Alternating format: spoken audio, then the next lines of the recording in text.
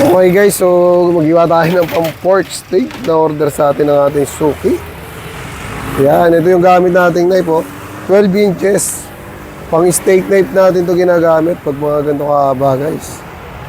Pero wala kasi tayong steak knife na branded, no? Pero kung magbabranded ka pa ba kung sa ganitong knife lang, eh sold ka na agad sa paghihiwa ng oh, manipis na pork, di ba? Ayan, oh.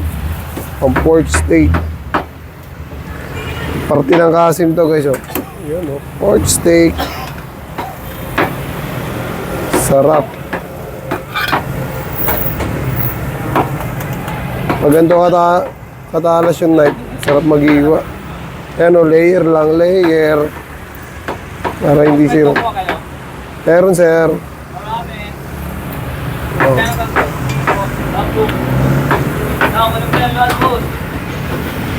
Yan.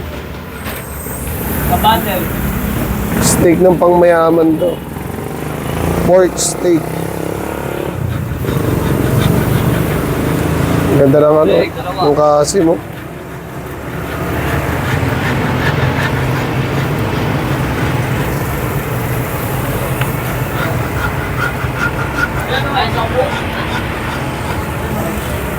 Hindi magandang pamurkon yung mga ganito, no? Kasi may connected na mga layer.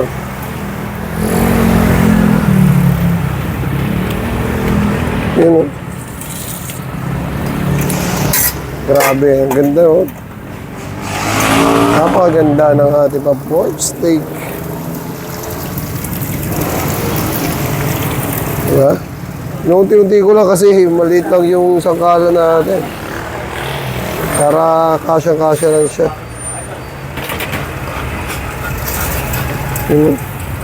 Kasim to guys, ito yung pinakang malaman ng parte ng kasim. Na parang pigi na rin to pag naluto. Pero mas malambot na konti dito kasi may mga litid. Yan.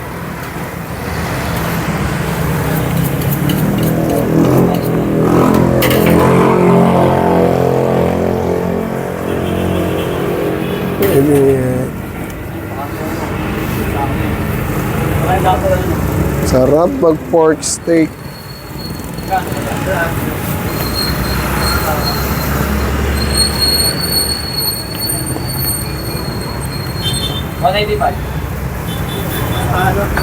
Sinigang. Sinigang ka. And peace out.